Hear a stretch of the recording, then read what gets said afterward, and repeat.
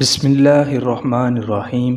السلام علیکم ورحمۃ اللہ وبرکاتہ۔ معزز دوستو، محبت ایک عبادت ہے اگر اس کو اپنے خالق حقیقی سے کیا جائے۔ اسی طرح ہماری آج کی اس ویڈیو کا موضوع چوہے اور مینڈک کی دوستی کے بارے میں ہے، جس میں آج کل کی نوجوان نسل کے لیے نصیحت بھرا پیغام ہے۔ اپنے موضوع میں آگے بڑھنے سے پہلے اگر آپ ہمارے چینل پر نئے ہیں تو ہمارے چینل قصہ فانی کو سبسکرائب کر کے گھنٹی کے بٹن کو بھی آل پر کلک کر دیں تاکہ ہماری آنے والی تمام نئی ویڈیو آپ تک بآسانی پہنچتی رہے۔ ناظرین گرامی، وہ کہتے ہیں محبت کی نہیں جاتی ہو جاتی ہے۔ ایک دفعہ ندی کے کنارے چوہے اور مینڈک کی ملاقات ہو گئی۔ ایک دوسرے کے ساتھ تعارف ہوا اور تعارف کے بعد ندی کے قریب خوشگوار ماحول میں کافی دیر تک باتیں ہوتی۔ باتیں کرتے کرتے یہ ملاقات دوستی میں تبدیل ہو گئی۔ چند دنوں کے بعد یہ دوستی کی گرہ اور مضبوط ہو کر محبت میں تبدیل ہو گئی۔ پھر اس کے بعد یہ محبت آہستہ آہستہ عشق و آشنائی تک جا پہنچی۔ پھر یہ چاہت اور بے تابی اس حد تک بڑھ گئی کہ دونوں وقت معین پر ہر صبح ملاقات کے پابند ہو گئے اور کافی دیر تک بیٹھ کر تبادلہ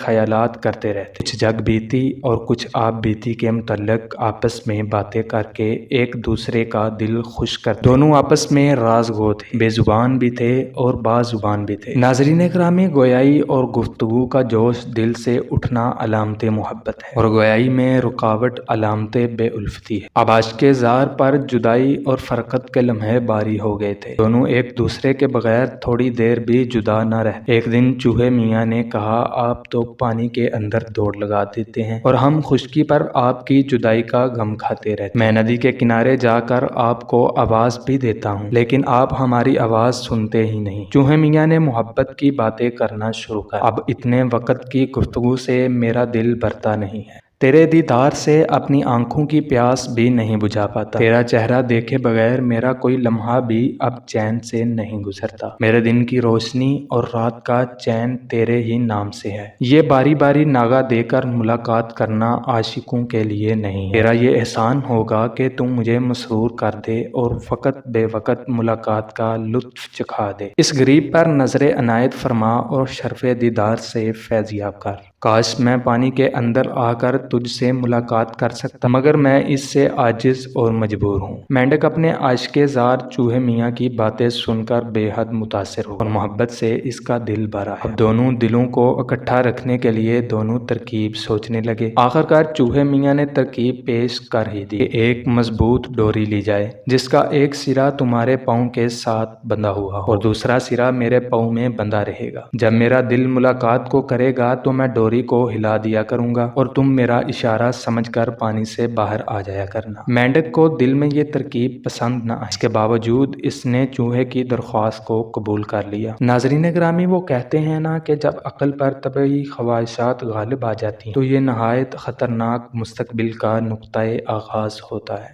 بہرحال پھر یہ دونوں ڈوری ہلا کر بار بار ملاقات کی لذت کے عادی ہو گئے اور اسی طرح کئی دن ملاقاتوں میں گزر گئے۔ آخرکار انجام وہی ہوا جو مجازی عشق و محبت کرنے والوں کا ہوا کرتا ہے۔ ایک دن عاشق زار چوہے میاں محبت کی پینگ بڑھائے ہوئے تھے، اپنے محبوب کو پیغام محبت دینے ہی والے تھے کہ پکڑے گئے۔ چیل نے بڑی بے دردی سے اوپر سے چھاپا مارا اور چوہے میاں کو اپنے پنجوں میں دبا کر اڑ گئی۔ جب چوہے میاں فضا میں بلند ہوئے تو پیغام پہنچانے والی ڈوری فوراً موت کا پیغام لے کر مینڈک تک جا پہنچی۔ جب چیل ہوا میں بلند ہوئی تو مینڈک صاحب بھی پاؤں پر بندھے ہوئے داغے کی وجہ سے ہوا میں اڑنے لگے۔ جب لوگوں نے یہ ماجرا دیکھا تو بڑے حیران ہوئے، چیل نے ایک تیر سے دو شکار کیسے کر لی۔ ادھر مینڈک نے زبان حال سے رو کر لوگوں کو بتایا کہ اے لوگو، یہ تمہارے لیے عبرت کا مقام ہے، یہ سزا اس حماقت کی ہے جو میں نے نااہل سے محبت کی پینگیں بڑھائی، اگر تم بھی